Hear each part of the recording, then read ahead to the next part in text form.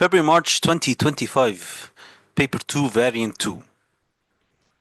Question 1. Diagram shows three forces acting on an object. What is the magnitude of the resultant force acting on the object?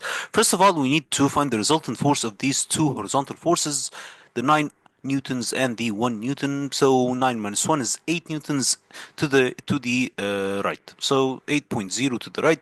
And then you have one vertical force and one horizontal force. Can I find the resultant of these two forces? Yes, using the Pythagorean theorem. Square root 8 squared plus 6 squared, which is basically 10. So the resultant would be 10. If you had the direction would have been in this direction. Which row defines speed and velocity? Speed is a distance, yes, distance traveled per unit time. We do not care about the direction in the speed, distance in unit time. The velocity has to include the direction, yes, because it is a vector. The graph shows the journey of a motorcyclist. Which section of the graph shows the time when the motorcyclist is stationary? Which one is stationary? Definitely at C. The acceleration of free fall on the moon has 1/6 the value on Earth. Okay. On Earth, the astronaut's mass is measured as 60 kilograms. Good. Which row gives the mass and the weight of the astronaut on Earth and on the moon? Okay. On Earth, the mass is 60 kilograms, right? Okay. And the weight would be 60 times 9.8, which is 519. What about on the moon? The mass would remain the same, 60, and then you multiply by 9.8 over 6, because he said it's sixth the value. So basically it's 9.8 divided by 6. When you multiply by this value, it would be 98. You can exclude C. Why can you exclude C? Because his mass will remain the same. His mass will remain the same. So actually C is wrong. It's D. Which point indicates the limit of proportionality? So you have a load extension graph. Limit of proportionality would be at A. Why would it be at A? Because you have the it has to be directly proportional. It has to be a straight line. After A, it starts to bend, right? After A, it starts to bend. An object of mass 4 kilograms is moving with a velocity of 3 meters per second in a straight line. What is the momentum of the object? Momentum P equals mv. So we have the mass 4 and the velocity 3, 12 kilograms dot meter per second. A tall cylinder is partially filled with two liquids which do not mix. Okay, two liquids have different densities. A student measures the pressure due to the liquids at different depths. Which graph shows how the liquid pressure varies between points or positions P and Q? As you're moving from P to Q, what happens to the pressure? Pressure is increasing. Quite obvious, yes. So should I choose C, for example? Can C be the correct answer? D is definitely wrong, right?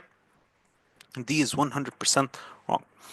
Should I choose C? Can I choose C? No, I cannot. Why can't I choose C? Because you have two different densities. What do I mean by two different densities? Is that the pressure in the first section would increase, yes, and the pressure in the second section would increase, but with a different rate. With a different rate. So it's either A or B. With a different rate. So, for example, this point is the boundary between these two liquids. Was the boundary between these two liquids. So should it be A or should it be B? If you think about it, you're moving from P to Q. P is less dense, right? P is less dense. Therefore, the pressure increases, but with a less, you can say a smaller rate. With a smaller rate. Why a smaller rate? Because we know that pressure equals rho GH, density times G times A. So G is the same, but the density is less, and therefore the pressure increase is less. Or in other terms, the slope is less. So it's B. In A, no, A is wrong. Why? Because you're basically saying that in the first section, the pressure increase was greater than in the second section, which is wrong, which is 100% wrong. So the answer for this would be B. The initial pressure increase has a smaller rate. A tennis ball with momentum 2.3 kilograms per meter per second. The racket causes the direction to reverse.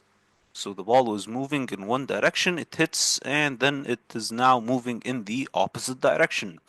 The racket exerts an average force of 1,500 newtons during the impact. The racket and the ball are in contact for a time of 0.0024 seconds. What is the magnitude of the momentum as it leaves the tennis racket? How can I find the magnitude of the momentum as it leaves the tennis racket? What happened? What happened? This question, impulse, right? Impulse. It hit the racket and it moved in the opposite direction. So impulse is the change in momentum. We have the initial momentum and now I need to find the final momentum. What is impulse? It's the change in momentum, or it is force times time, right? Force times time. Change in momentum means mv minus mu. You have the force, 1,500, times the time, which is 0.0024, equals mv, which is the final velocity. The final velocity. You do not have the final velocity, mv, but you do have the initial velocity, which is 2.3. Can I just say minus 2.3? No, I cannot say just minus 2.3. Why? Because the direction has reversed. When you reverse the direction, you also reverse the sign. You also reverse the sign. So instead of saying minus 2.3, you'll say plus 2.3. Or basically negative, negative. It's minus 2.3. Okay, why? Because it's moving in the opposite direction. For example, you can assume that when it's moving to the right, okay, the initial velocity, this is a negative velocity or a negative momentum, and as it's moving to the left, this will now be a positive velocity with a positive momentum. That's the whole point of studying vectors, is that you have two directions. The whole point of this momentum session is talking about directions. It's talking about the velocities, talking about the vectors. So when you reverse the direction, you will also reverse the sign. So instead of saying minus mu, no, you say plus mu. What's 1,500 times 0.0024? This is 3.6. 3.6 is equal to mv plus 2.3 subtract minus 2.3. So this is 1.3 kilograms dot meter per second. Okay. A car is traveling at a speed of 8 meters per second. The kinetic energy of the car is 32,000 joules. What is the kinetic energy when the speed increases to 16 meters per second? Okay. So I need to find the mass. I need to find the mass. Half mv squared, half m, and the velocity is 8 squared. This should be equal to 32,000 joules. Half times 8 squared, which is 64 times half is 32. M times 32 is equal to 32,000. Divide by 32. So the mass is now 1,000 kilograms. Can I find the new kinetic energy? Yes, half times 1,000 times 16 squared, which is 128,000 joules, or the closest number would be 130,000 joules. Someone might say, well, the velocity doubled, so shouldn't the kinetic energy just double? No, this would be wrong. Why? Because it's half mv squared. It's a square factor. When you double the velocity, the total energy, the total kinetic energy would be quadrupled, multiplied by 4. So if you want to say, well, if the velocity is 8 and it's 16, so you multiply by 2 the velocity, therefore the total energy is multiplied by 4. Yes, you can say just 32,000 times 4 is 128,000 or 130,000 joules. The sun is not the primary source of energy for which resource for the tidal waves. An experiment is done to compare the rate of conduction of thermal energy in metal and plastic spoons. An ice cube is placed on one end of each spoon. Which row has the correct prediction and explanation? The ice cube would melt more quickly on the metal spoon. Yes, not on the plastic spoon. Why? Because metal is a good conductor. It's quite obvious. for students to determine the efficiency of 4 different electrical devices. The teacher knows that one student has made a mistake in the calculation, which value for efficiency is not correct. Definitely 102% is incorrect, because you can never have a device which is more than 100% efficient. It's either 100% or less. Okay, it's always less than 100%. You can never increase the efficiency more than 100%. A sample of gas is sealed inside a container of fixed volume. The temperature of the gas is increased. So now you're increasing the temperature. Which statement explains why the pressure increases? Why does the pressure increase? As they gain kinetic energy, they move faster, they hit the walls harder and more frequently. Gas particles collide with the container more frequently. Yes. The mass increases? No. The number of gas? No. The time between the collisions increases? No. So it is A. A student does an experiment to determine the specific heat capacity of a metal block. She records the following measurements. What is the specific heat capacity of the metal block? Specific heat capacity, C equals E over M delta T.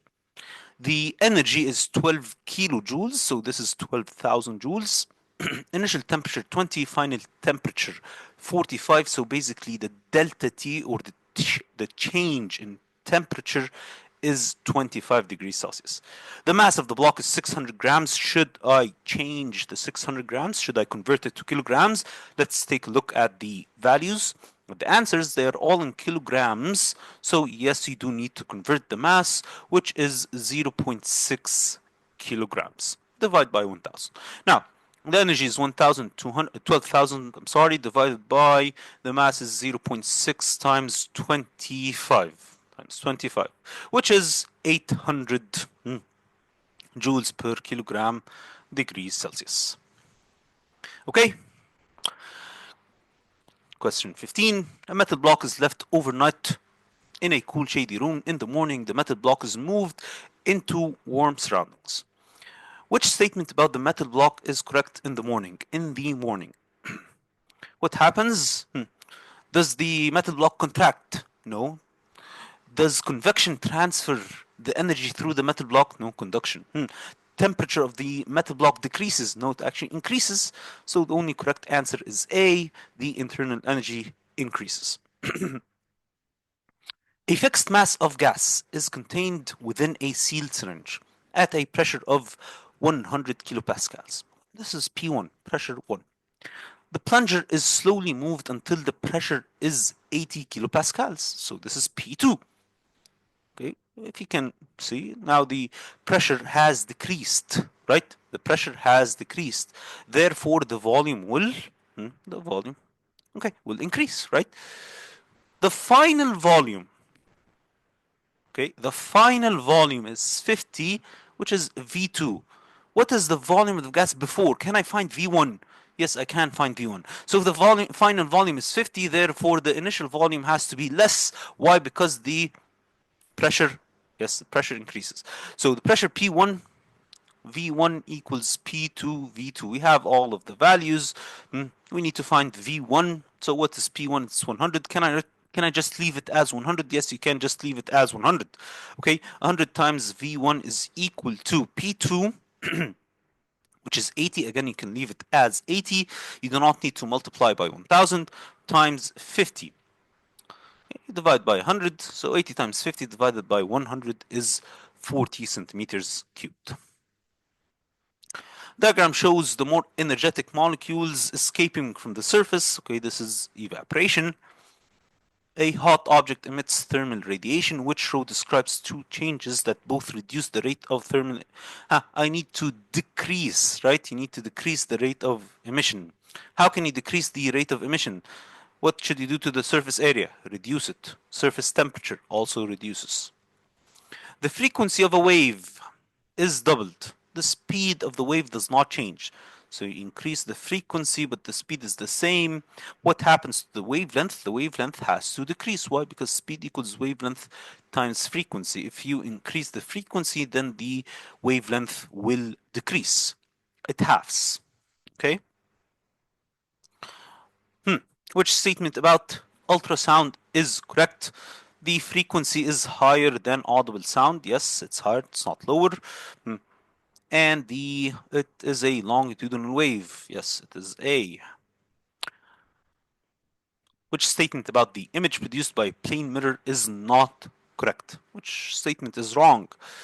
Plane mirrors, the image is real. No, it's definitely not real. It has to be virtual.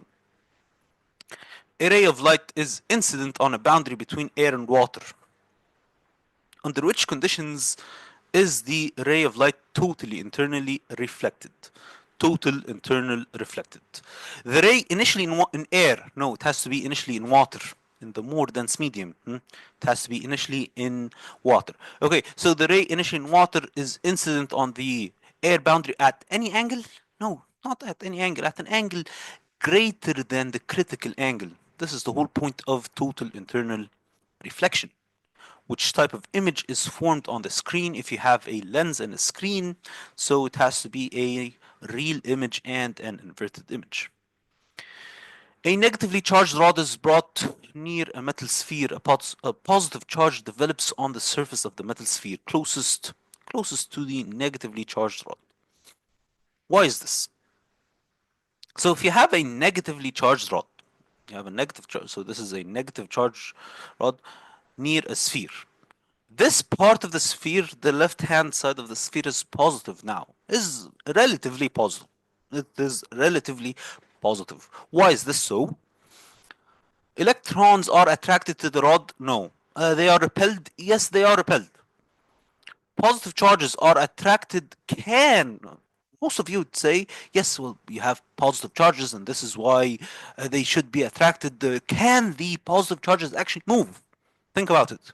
Can the protons move or get out of the nucleus and start moving freely in the metal sphere? No, they cannot. This is a metal sphere. It's a good conductor. It has free moving what? Free moving electrons.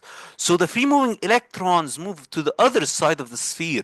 That's why relatively this side will become positive. This side will be positive. Okay, that's the whole point of this question.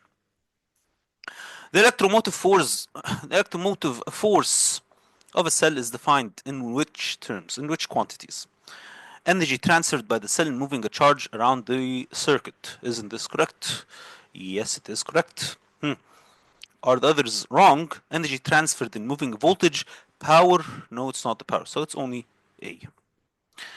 A resistor of resistance R connected to a battery, electromotive force of V, current I, power P, you have the time T and the energy E. Which expression is correct? The only correct expression is A. E equals IVT. The only correct expression. Okay. A copper wire of length 80 centimeters and a cross-sectional area of 0.2 millimeters squared has a resistance R. Which length, okay, which length of copper wire of cross-sectional resistance or cross-sectional area of 0.4 millimeters has a resistance R? Basically, what happened to the resistance? It is the same. The resistance is what? The resistance is unchanged. The resistance again is what? Is unchanged. When you think about this very slowly and very clearly, when you increase the area was 0.2, it has become 0.4. When you increase the area, what happens to the resistance? The resistance decreases, right? When you increase this cross-sectional area, the resistance increases. The resistance, I'm sorry, decreases. What should you do to the length of the wire to keep the resistance as it is? Think about it. You need to keep the resistance the same, right? You need to keep the resistance the same. If the resistance has decreased due to the area, so you actually need to increase the resistance with the length, right? You need to increase the resistance with the length. How can I increase the resistance with the length? By increasing the length, right? Because we know that the resistance and the length are directly proportional. So the length was 80 centimeters. What should I do to the length? I should increase it. The only greater or the only longer wire is 160 centimeters. Is it that simple? Yes, it is that simple. What if I had values greater than 80 other than 160? For example, if I had 120, I had 100 other values of 100, of the length. How could I solve this question? How could I solve this question? Let's assume that the resistance of this wire was 100 ohms. Okay, I always told you, if you, it's much easier to solve these questions numerically. Numerically. Okay, so initially you had the resistance of the wire 100 ohms, right? And you want to keep the resistance as it is, 100 ohms, right? So this is R1 and R2, which are basically the same. But what do I say? I usually say that R2 should be equal to R1 times R1 times what? L2, the new length, over L1, the old length, times A1 over A2. Okay, let's plug in the numbers. Let's plug in the numbers. So R2 is the same as R1. 100 ohms is equal to 100 ohms times L2. I do not know the new length. You do not know the new length, but you know the old length, the original length, 80. A1 is 0.2 and A2 is 0.4. Now we have an equation. Can I solve for L2? Yes, I can solve for L2. 0.2 over 0.4 is 1 over 2 times L2 over 80 times 100, which is equal to 100. What's 100 times 1 over 2? Half times 100. So 100 equals 50 times L2 over 80. Can I divide by 50? 100 divided by 50 is 2. So 2 equals L2 over 80. Multiply by 80. So L2 would be equal to 160. So you can actually solve the question. Yes. Okay. Okay. Question 4. Four identical resistors are connected to a battery as shown. Each resistor has a value of 120 ohms. 120 ohms, 120 ohms, 120 ohms, and 120 ohms. Resistor 4 is removed. Resistor 4 is removed. Which effect does removing this resistor have on the effective resistance of the circuit? On the effective, when you remove a resistor in parallel, this resistor was in parallel, right? When you remove a resistor in parallel, what happens to the total resistance? Well, if you think about it the other way around, when we add resistors in parallel, when you add resistors in parallel, the total resistance decreases, right?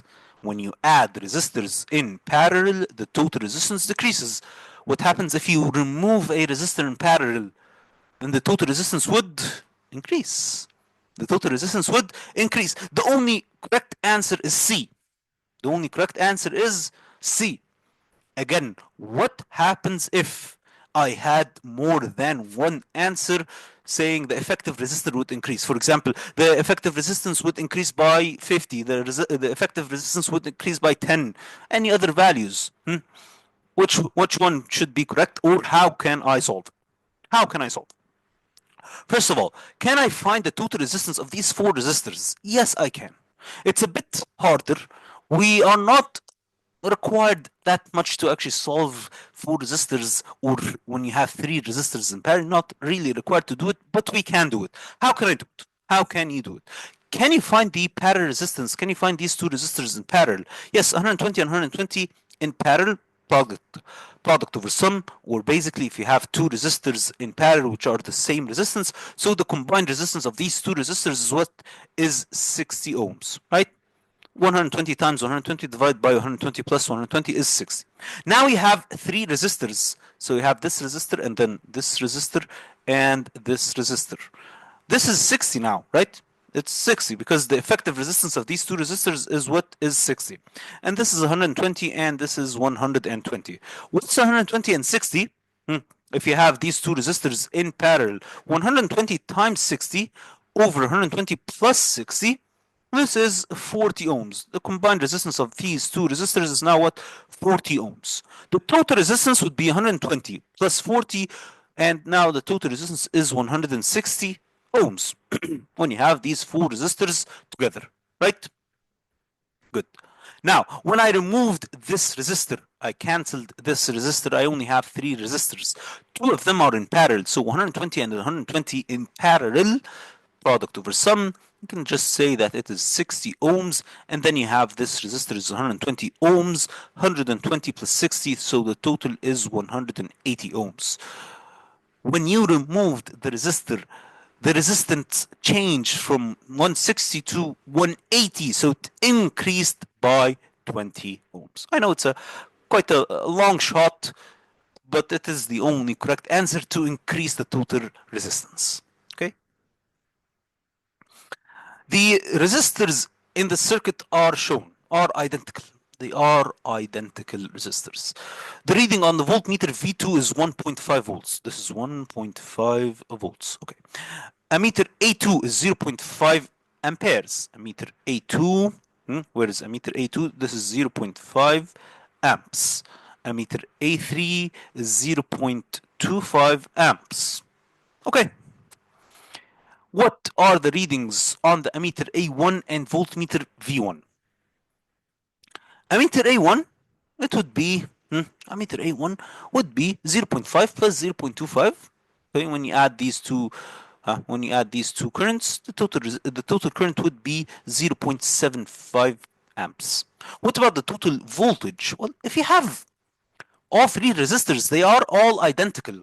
If this resistor has a potential difference of 1.5 volts, then this resistor would also have a potential difference of 1.5 volts, meaning that the total resistance, the total voltage, the total EMF of the circuit would be 3 volts. Okay, 3 volts. The total voltage would be 3 volts. Okay, because they are identical.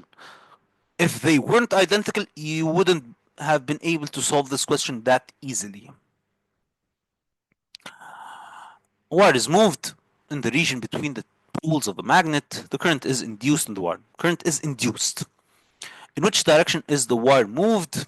How can I find the motion? How can I find the direction of the force on the wire? Using the Fleming's right hand rule, right? Fleming's right hand rule.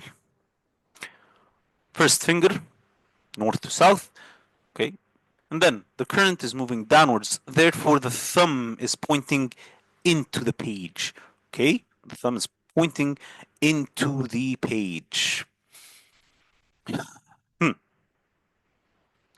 A fixed resistor is connected to the secondary coil of a step-down transformer. Step-down transformer. Transformer is 100% efficient. The variable resistor is adjusted so that the current in the fixed resistor, the current in this fixed resistor, decreases by 0.25 amps. What is the change to the current in the primary circuit?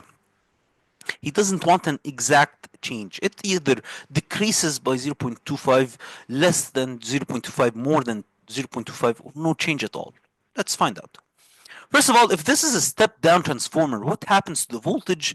The voltage decreases, but the current increases. The current increases. So basically the value of the current, let's say for example, that the value of the current on this side, okay, on the secondary coil is 3 amps. Current increases, so it's 3 amps. What about the primary current? What about the primary current? It would be less than 3 amps. What if we say that it's only what if we say it's only 1.5 amps? Okay, let's say it's only 1.5 amps. What happens when you decrease the voltage? The current increases. So basically, if I assume, I'm just assuming, again, I'm just assuming, if you want to take whatever number, whatever value for the current in the secondary coil, it's okay. I just said 3 amps, and basically the current in the primary coil has to be less than the secondary coil. Why? Because this is a step-down transformer. Okay, now 3 amps. When the current decreases by 0.25 amps, when the current decreases by 0.25 amps, the total current in the primary coil will also decrease by a value less than 0.25 amps. It will decrease, but by a value less than 0.25 amps. Why is it a value less than 0.25 amps? Because this is a step-down transformer. Whatever happens on this side of the on this side of the transformer, okay, on the secondary coil, whatever happens in the secondary coil. For example, the current is 3 amperes, it is now 2.275 amps, right? Is the primary current, or should the primary current be 1.25 amps? No, it shouldn't be 1.25 amps. Why? It should be maybe 1.4 amps, for example. Why? It has decreased. It does decrease, but by a value less than 0.25. Okay. Am I required to find the actual value? No, I'm not required to find it now. Why? Because I do not have the remaining variables. You do not have the remaining variables. Okay. An electrical device changes the voltage of an electrical supply from 240 to 20, okay, AC. So this is a transformer. Which section of the graph represents a rotation of 3/4 of a turn? So you have an AC generator is set up so that the coil is perpendicular to the magnetic field. The coil of wire is rotated slowly to produce an alternating EMF. Okay, this is the output. 3/4 of a turn would be at R. So the distance from O all the way to R. This is 3/4 of a turn. Q is half a turn, S is one full turn, P is 1/4 of a turn. You want 3/4 of a turn. A uranium nucleus decays to form thorium by emitting an alpha particle. Thorium then decays to proctanium, okay, whatever this thing is, by emitting a beta particle, which row gives the atomic number. So now uranium 238 and 92 emits thorium and alpha. We know that alpha is 4 and 2, so thorium has to be 234 and 90. Now thorium will produce beta and this element, right? Thorium is now 234 and 90, beta is 0 and -1, so this has to be 234. -1 means that you will add, or a proton will increase, the number of the atomic number will increase, so it's 91 and 234. Which row shows what happens when a nucleus decays by emitting a beta particle? A neutron changes, a proton changes, no. So a neutron changes to a proton and electron. The particle emitted is an electron. Yes, this is a beta particle. Which precaution does not always reduce a scientist's exposure when working with sources of ionizing radiation, ensuring that the scientist only works with sources of radiation that have long half-lives? No, this is wrong. Okay, this is wrong. This is increasing the distance. Yes, this is a precaution. Limiting the time. Again, another precaution. Placing a lead shield. Yes, a precaution. So the only one which is wrong is A. A detector is placed near a radioactive isotope and records a count rate of 700 counts per minute. The half-life of the isotope is 8 minutes. The average background count rate is 60 counts per minute. What is the count rate measured after 16 minutes? Okay, so after 16 minutes, this means that you have a half-life of 8, so you have 2 half-lives. How do I know that? 16 divided by 8 is 2 half lives. I will divide by 2 times. Yes. But since you have the background radiation, okay, you have the background radiation, you have to use minus, divide, and plus. Minus, divide, and plus. Do not forget to use minus, divide, and plus. Okay. So first of all, you have to remove the background radiation. 700 minus 60 is 640. Divide 2 times. 640 divided by 2, 320. Divide by 2 again is 160. And then you add 160 plus 60. You add the background radiation again. This would be 220 counts per minute. 38. The nucleus of an isotope of nitrogen absorbs a neutron. It then decays into an isotope of carbon and emits X. What is X? This is a chemical equation. We need to balance this chemical equation. The mass number on the left-hand side is 1 and 14. The mass number is 15. So the mass number on the right-hand side has to also be 15. So the mass number of X is 1. Okay. The proton number or the atomic number on the left hand side is 7, 0 plus 7. So on the right hand side it also has to be 7, so 6 plus 1. So X is 1, 1. What's 1, 1? Is it an alpha particle? No, not the beta, and definitely not a gamma radiation. It is a proton. It has a mass of 1 and a proton number of 1. Graph shows how the strength of the Earth's gravitation field varies as the distance from the Earth's surface increases. Which row describes the effect that it has on an object. As this object moves away, does the mass decrease? No. What about the weight? Yes, the weight decreases. The weight is the force due to this gravitational effect. Soon plots a graph of the speed of different galaxies moving away from the Earth against their distance from Earth. Using the best straight line, what is the value of Hubble's constant? Okay. Can I find Hubble's constant? Yes, I need the velocity and I need the distance. I need the velocity and I need the distance. Can I take a point from the straight line? Yes, this point is quite obvious. You have the speed is 20 million and the distance is 1 times 10 to the power of 25. We know that h naught, Hubble's constant, is equal to the velocity over the distance. The velocity or the speed is 20 million divided by the Hubble's or divided by the distance, which is 1 times 10 to the power of 25. Using your calculators, you can find the distance or you can find Hubble's constant, which would be around 2 times 10 to the negative 18. I know most of you would want to use 2.2, but from this graph, it's actually 2 times 10 to the negative 18. Okay? Okay.